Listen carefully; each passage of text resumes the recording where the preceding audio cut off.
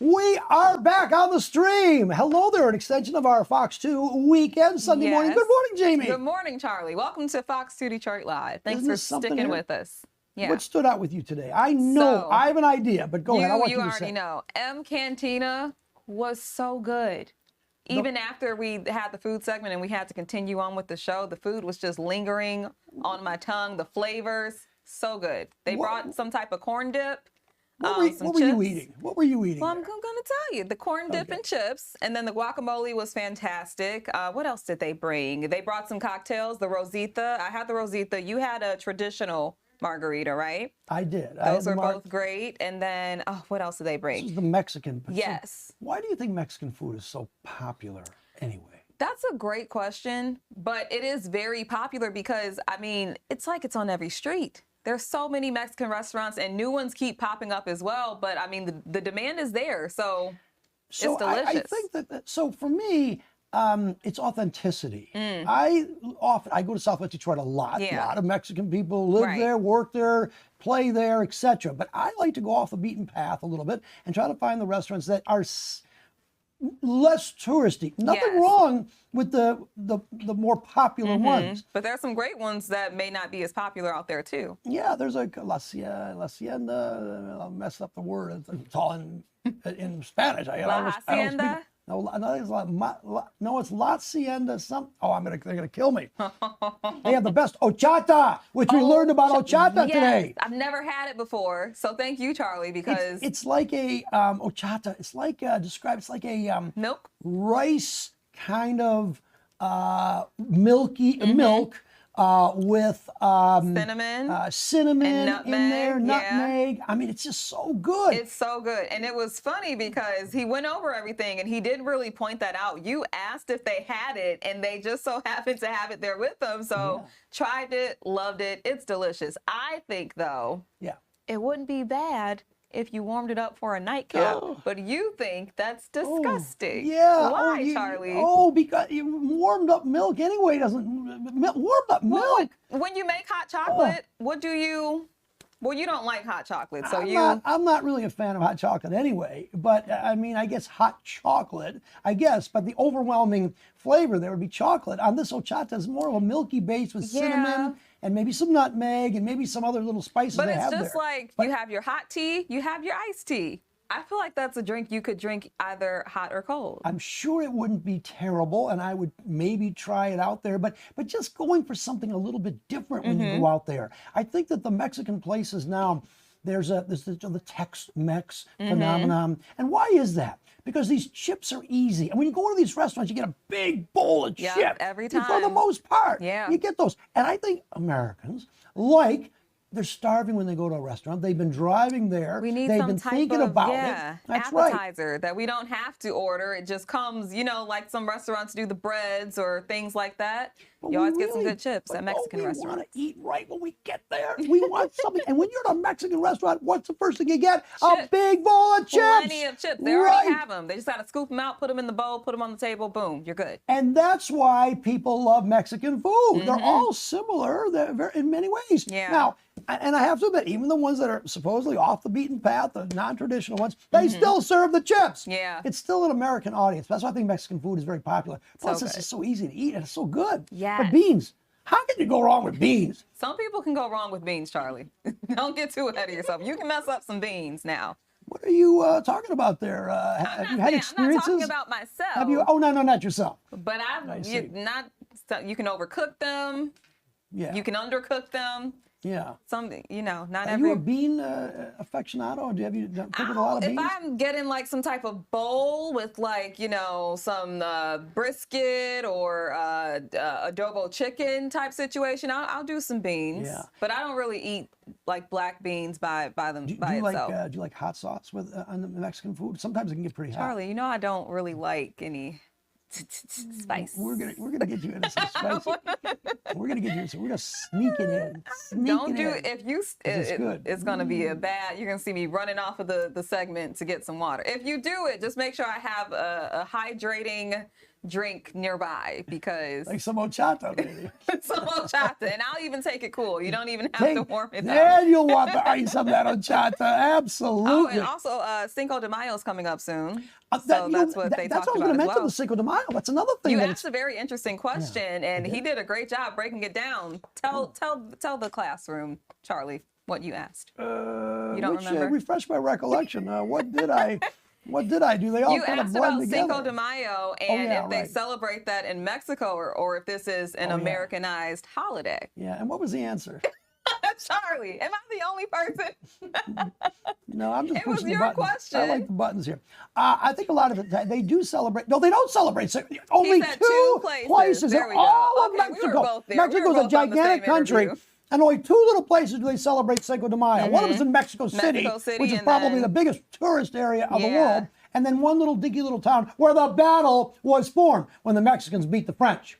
See, you were acting like you didn't know what was going on or what you guys talked about. There you go. See, that's right. But actually, I do like the fact that that we had that the question, because again, all authenticity. But I do think Mexican restaurant and Mexican food, I guess it's authentic food, but it's just very popular, easy to eat. So some of these drinks and some of these things, how Mexican and how truly authentic, I don't know. And maybe it doesn't matter. Yeah, well, maybe it just doesn't matter. Just Maybe it enjoy. tastes He good. did say something very cool because you asked about authenticity, and he said that you asked like, how do you know you're getting authentic Mexican food? And he said it's all about what's authentic to that person and their family. Just like when you go to different states, down south, Texas, they're known for their barbecue. That might be much better than, you go to Maryland or something, or somewhere where they're known for their seafood. They might not, have that good of barbecue. But he broke that down. I thought that was pretty interesting too. Right. And listen, the food was great. Yeah. I'm gonna head to their restaurant in Dearborn, and I can't wait because it was delicious. M Cantina. Did M you like Cantina. the Japanese restaurant? What was that one? I loved it. So the I actually ramen got a noodles? chance to preview this restaurant before they opened to the public, and Yeah, you ate almost all their food. I did not. Listen here. They were sold out of the crispy chicken. When I got there, all of their desserts were sold out, but we still got a good taste of the menu. And it's really cool because when you walk in the restaurant and after you leave, they shout something. And I got a chance to ask them, what are you shouting at customers when they come in and when they leave? And they're pretty much saying welcome and thanks for coming. I know thanks for coming was, I don't even want to attempt it. See if we can.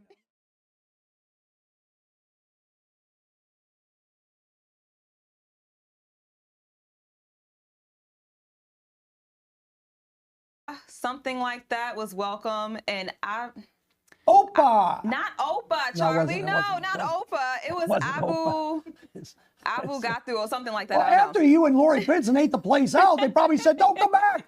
Don't come back. Or they said, "Here's your bill." Well, they don't. So they have ramen, and they also have vegan ramen. So, people have dietary restrictions. So they have the vegan ramen. They have sushi. They also have, I tried this tempura Brussels sprouts. Yeah. And they make it with a special truffle oil, some caviar. Yeah, it was good stuff. Chef's kiss, delicious. Great drink selection. You actually tried a drink where they create a bubble on top. And what did you have to do in order to drink the drink, Charlie? Well, apparently what they had to do is there was a drink here, and they with some heat or something or whatever, they sprayed it with something. I don't know what it was, like Lysol. I don't know what it was. Sound like they spiked your drink. And then they put this little bubble maker, a little bubble thing, and it turned out to be a bubble in the drink. But the only way to get it is you had to put your nose right into the bubble thing, And pop the and it bubble popped with your right nose. out, right into my, it cleared out my sinuses. I mean, that's I'm what they glad did. you did that. That was fun. That was a fun segment. Yeah, And how'd you like the drink? The drink, that was a good drink. It was a good drink. I think that was a pretty good drink. lychee martini. Yeah, I don't know what it was. I don't know what it was in there, but it was some kind of a. There was something in there. You know, Also, the lychee fruit. the lychee fruit. And then they made a martini A of little it. lemony taste, or I thought. Yes, I think that's it was. actually the drink that I got when I visited the restaurant for Did the you first put your time. nose in I and did. bu- That's and why blow I wanted you to do it. I knew it was going to happen all along. It was pretty good. It was great. All right, we had a lot on the show today. We're going to take a quick break. We're going to come back. When we come back, though, I got a chance to drive pretty fast He did. All for a good cause, and though. he's still here in one piece, everyone. Still here in one piece in the Fox 2 parking lot. But again, for a good cause. For a good cause. All for a good cause. All right, we're talking about Corvettes. Coming up next, don't go away.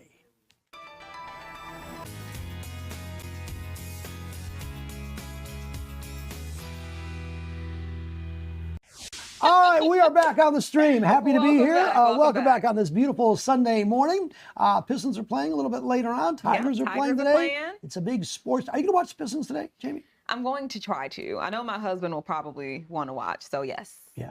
Yeah, I do want to see the game today. So it was a 1 o'clock game. So I think we'll do that. Oh, yep. I won't be able to then if it's at 1. Because you've got an event, don't you? I have an event, Community Players. I have to host their show today. I'm looking forward to the play, so I'll be out there and not able. Maybe I can catch, I don't know, some of the game. We'll see. You can do that, but you're in demand. People want to. I'm in demand. The public wants to see you when Jamie makes an appearance. That's a good thing. I'm looking forward to it. It should be fun. Doing that. Yes. Why not? Why not? A lot of good things. I'll be. What are we talking about up here? What am I going to do? You have a lot of things to do. Oh, SumSlam. Oh, SumSlam. SumSlam. Yeah, that's Monday night at Testavara. Is it a 3-course or 4-course? It's a 3-course. 3-course? Well, it's 4 courses, but 3 of those courses are paired with wine. And you get 2 glasses of wine. Yes. This is the Baldwin group here. We did it last year. So I picked one, and the real sommelier, Jeff Baldwin, picked the other one. And he focused on what they call New World wine. I focused on Old World wine. And Old World is like Italy and France. Like that. New World is like Cali. Yep. Okay. And Oregon. I think he's got an Oregon Pinot Noir in there, which is really, really good. Or it's good stuff. So it's a competition. So like course 1, say it's a salad, I think it is. And everyone will take a sip of the wine, and then we vote. Yeah. And whoever wins. Who won last year, Charlie? I won last year. You're going to win again this year? I know Jeff. He is practicing. He is there. If you don't, he's not going to hear Monday the end night. of it. You can still get tickets, by the way. You can still get tickets. Go there, call them. It's the Baldwin Restaurant Group. Great place out of Macomb County. And Jeff is a really good sommelier. Really? And his sister-in-law, Gabriella, has been on the Food Network show. Yes, love her. She was runner-up for, was it Iron Chef or one of them? I forget one which of them, I think. But yeah, I don't it remember. might have been Iron Chef, but she's great. Great event. And then her husband, Jeff's brother, is an amazing chef. These Baldwins and the father and the mother. I gotta find a best friend or some way to, that's got a great family to be in. Anyway, good stuff over there. So we'll find out. A lot of fun with that, and you also had a lot of fun today. Driving pretty fast in the parking lot, I saw Charlie Langton. Well, I thought that was fantastic. I loved it. There we go. This is a Corvette. Yes. Oh, look at that. Bye. Nice, I'm out of here. When you made that turn, I'm not going to lie, I got a little scared. You got a little close to that car. Look at that car. Look at that car. That is so cool. Yeah, just keep this going. Oh, one more time. One more time. So how much fun did you have, Charlie? Well, I love driving fast. Wait, are you doing that with one hand, too? Because you were holding Mike? Was this you? Now, Charlie. good drivers. I had to hold the microphone because there is some practicalities there. I'm even more afraid watching this, just knowing you had one hand on the wheel, one hand on the mic. No, you were going that fast, and you turned. It's not fast. There's a speed limit around here. It wasn't that fast at all. How not fast? Fast. So I love those fast cars. I love fast cars. I've driven. I haven't. Well, I try to get it. I'm in the market for a really fast car. We know because you were pestering Gigi's poor mom. I know. Luxury. She's got connections to some of these cars. But the Corvettes, I've always loved Corvettes. It's an American car. Started in 1953. They have different generations. They don't change the style too much. I should have asked them because they're probably due for a little bit of a change. I put a mid-engine in the other day, or not too long ago. And but they're beautiful cars. The Grand Prix, by the way, here in Detroit, the Chevrolet Grand Prix. Chevy makes vets, and they have the Pace cars, which are always the vets, which are just beautiful, beautiful cars. I'm just loving those things. How many cars were in the parking lot today? There were a lot of Corvettes. We saw you driving that one, but there were plenty. I think I don't know, about 10 or so, or maybe more. This is the How much, Gigi? 13, I think. 13. 13 Almost Corvettes. 20 vets in the Fox 2 parking lot. We had them all rev up the engines That was cool too. That was cool. But this is the competition Corvette club. They are having a big rally. I forget the date. I think it's the 18th or 17th. I forget. Check our website. For the details. Don't rely on me. The details. I love how that says Charlie's got the need for speed. Yeah, I do like that. Man. It's about a 490 horsepower engine. So the average horsepower in most cars, maybe 175, maybe 200, maybe You 225. said there's one that was in the 600s. There's another one there that's got 670 horsepower. That's the souped up bed. I didn't drive that one. I have. Last year, though, was it last year, I guess? I went out to the Milan racetrack, and I went on the quarter mile, the track, which was just so much fun. Wow. And I went, I got up to about, remember, it's only a quarter mile. So I got up, I was driving a Dodge Challenger, I think it was, souped up. That was probably 500 and something. Maybe, no, that was probably 600 horsepower. You got a chance to drive it? I did drive it. How fast did you go? I think I hit about 120-ish, give or take, which that's in the quarter mile. It's like, within a couple seconds, you just, boom, you just put your foot on the gas. Did you like fly back when you... Yeah, absolutely. Ooh, those are fun. Adventurous, Charlie, adventurous. Of course, you don't do that on the street. No way. We would never even think about doing that on the street. But when we have the Corvette Club like that, it is a Corvette Club, been around for a while, and the camaraderie, which is what I like. And then people talk about the Corvettes. And I you know, the car I was driving, let me put it up again. Whoops. Oh, look at that. There's some more Corvettes. Ooh. I didn't even see those Corvettes.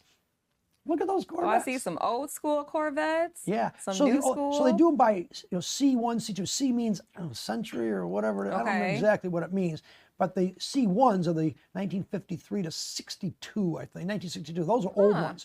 The newer ones are C8s, I believe. But those mid-level, engines. Nice. Just incredible. Look at those cars. How can you not like a Corvette? See, we had the horses yesterday, but this is your type of horse. This is my type of horse. That you like to indulge in. No, but there's so many classic Corvettes, though. The 63 split window is a one that just jumps out, and some of the colors that they have. But That's so cool. The point is, when you get to these clubs, they like the interior. Everyone kind of modifies the interior a little bit. And I forgot to show it, but there was some, I think, ostrich or something, and the seats in the Corvette that I was driving. And it was some animal of some kind. I don't know what. But it looked good. Guys, Are you the owner was inspired mad. for when you There's get a your first Corvette? generation. Are you inspired for when you get your Corvette? Do some I'm ostrich I'm or looking something. I'm looking for a car. I don't know if it's a Corvette. Okay, just a car. Okay. But stay I thought you tuned. specifically wanted a Corvette. Stay tuned. Well, I I'm love glad. the I don't think I want you to have a Corvette, a car that can go that fast. Oh yeah. You'll be to work. Those guys quick. were all. That's right. Exactly. Oh Those man. good things. All right. Should we take a little break? Let's take another break. All right. We've got coming up. What are we going to talk about coming up? Oh yeah, you interviewed a really interesting group. Yes, a director and a filmmaker. Yeah, but it's kind of not really underground because it's getting really, really popular in the city real of Detroit. Popular. Tubi. You've heard of it. You can watch it. You can stream it. We'll tell you about a movie that's coming out. And the filmmaker and director and actors and actresses, they're all from here, all from Detroit. So we'll tell you about that after the break. All right, looking forward to that. Just having so much fun here on our streaming on this Sunday morning. It is almost 10:30 here. Let's get to the Tubi stuff. Let's get to the Tubi stuff. Yeah. Jamie, you had a very interesting interview. What did you have? So I talked with a director and filmmaker. They're both from Detroit. They focus on Detroit movies. One of them also does some music videos. But they have a movie that is on Tubi right now, and it is called To Crush a Flower. It's a very deep and detailed movie. I'll give you the plot here. Now, it says after his mother succumbs to a drug addiction, a young man moves in with his grandparents in Detroit, where he finds solace in his newfound community. But part of that community is an elderly neighbor. Her name is Miss Edith. She's the only white woman in the neighborhood, so there are some prejudices there. And the beautiful part about this is how they overcome that, and he ends up having a great relationship with this neighbor. I spoke with the director, and he said this movie is actually about his life. It's his life story. It's about how he grew up, and he's actually a character in the movie, but he's not playing himself. He is playing his stepfather, who he didn't have a great relationship with. So as you can imagine, it's probably a challenging role for him to play. I can't wait to see